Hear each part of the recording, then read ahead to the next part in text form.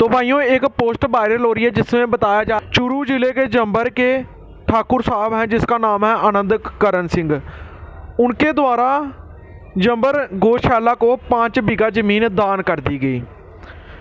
तो भाइयों हमारे क्षत्रिय भूखे मर रहे हैं, तड़प रहे हैं, उनके पास एक एक बीघा ज़मीन नहीं है। और कभी राजस्थान, कभी मध्य प्रदेश, कभी गुजरात के ठाकुर ज़मीनें बेच रहे हैं। राजस्थान में तो बुरी हालत होने वाली है, आपकी हो रही है। जब कल को आपके बच्चों के पास ज़मीन नहीं ना होगी तो आप रोएंगे, आपके बच्चे रोएंगे। आप तो ठीक होंगे, आपके बच्चे रोएंगे।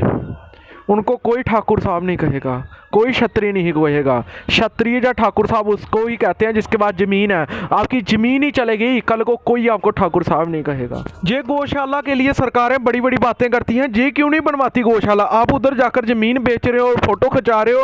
ये फोटो ज़्यादा देर तक नहीं चलेगा, ये आपकी ज़मीन कोई नहीं पूछेगा। बाद में अगर आपने कुछ पुण्यदान करना भी था तो आप ये करते कि जो गरीब बच्चे हैं शादियों के लिए वहाँ एक हाल बनवाते जिससे क्षत्रिय जो गरीब हैं वो अपनी शादी मुफ्त में करवा सकते, उनके कल्याण के लिए कोई छात्रावास बना देते। 5 बीघा ज़मीन बहुत ज़्यादा होती है, ठीक है।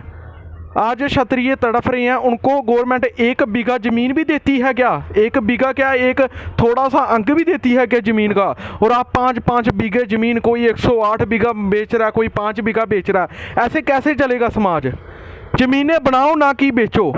बहुत ही मेरे हिसाब से तो ये बिल्कुल मेरा जो अपना वो है कि ये गलत है। ये सरकार को करना चाहिए। आप क्यों बेच रहे हो? खुद बताओ, आप क्यों बेच रहे हो? कल को आपकी कोई इज्जत नहीं करेगा, कल वो कोई याद नहीं करेगा, लोग ताने मारेंगे। जो आज कर रहे हैं ना, जो इतिहास चोरी वगैरह, यही होगा। आप ज़मीनें बेच रहे हो, हमने ज़मीनें बहुत बेच दी पिछले 70 सालों से, बेच कर खत्म हो गए, कंगाल हो गए। उनको पूछो जिनके पास ज़मीन नहीं है। जिस क्षत्रिय के पास ज़मीन नहीं ना होती उसका जो मान होता है, जिसकी छत्रानी राजपूतनी जैसे हो रहा है, बाहर रिलेशन बन रहे हैं। अपने स्वाभिमान को जगाओ। ज़मीन बेचनी है तो गरीब क्षत्रियों में बेचो जो जिनके पास ज़मीनें नहीं है।